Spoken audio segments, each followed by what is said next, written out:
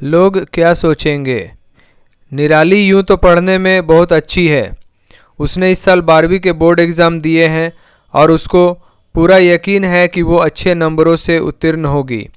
पर इसके विपरीत निराली की माँ, जो कि एक गृहिणी है, उनका ये मानना है कि पढ़ाई लिखाई बस कहने को है।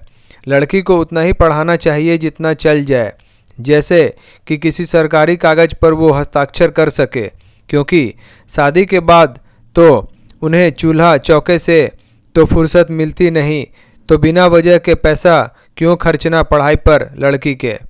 इसलिए बोर्ड परीक्षा खत्म होने के बाद से ही उसको घर गृहस्थी का काम सिखाने शुरू कर दिए, क्योंकि वो अब निराली की शादी करा देना चाहती है। बस उन्हें एक अच्छा कमाऊ लड़का मिल जाए। कुछ दिन तक तो ठीक था, पर अब माँ की ज्यादती बढ़ गई थी। अब तो घर का सारा काम खुद निराली को ही करना पड़ता था। पहले तो माँ हाथ बटाती थी, पर अब वो सिर्फ निराली को काम कहकर खुद आराम करती थी। निराली को ये सब अच्छा तो नहीं लगता था, पर वो इसको माँ का प्यार समझकर सह लेती थी। एक दिन बुआ जी घर पर किसी दूर के रिश्तेदार के लड़के का रिश्ता लेकर आई निराली की माँ के पास निराली के लिए। निराली की माँ ने तो तुरंत हाँ कर दिया, ये जानकर कि लड़का नौकरी करता है और दहेज भी नहीं चाहिए उसको।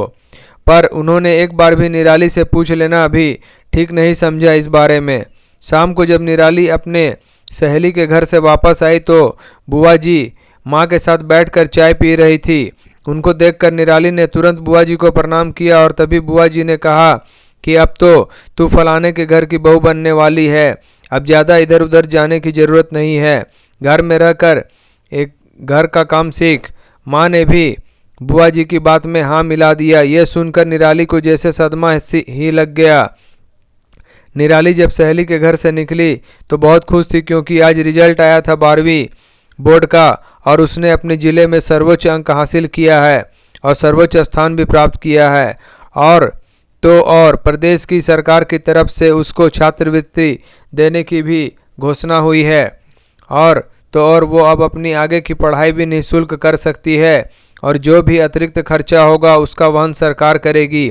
वो तो अपनी आगे की पढ़ाई की सपने बुन रही थी, पर जब घर आकर उसको ये सब पता चला तो वो जैसे बिखर ही गए।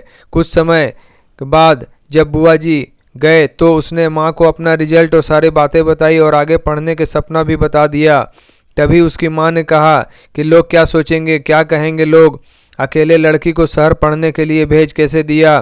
तभी उसने बहुत ही हिम्मत करके अपनी माँ से कहा, आपके लिए मैं और मेरी खुशी ज़्यादा महत्व रखती है या लोग। इतना बोलकर वो अपने कमरे में चली गई। उसके शब्द सुनकर निराली की माँ बस वहीं खड़ी रह गई। उनकी आंखों में पश्चाताप के आंसू थे।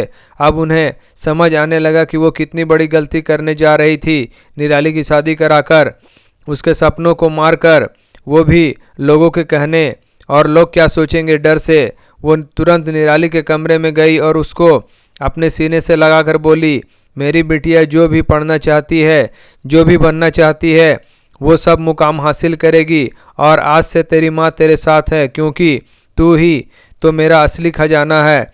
इतना सुनते ही निराली के भी आंसू निकल आए।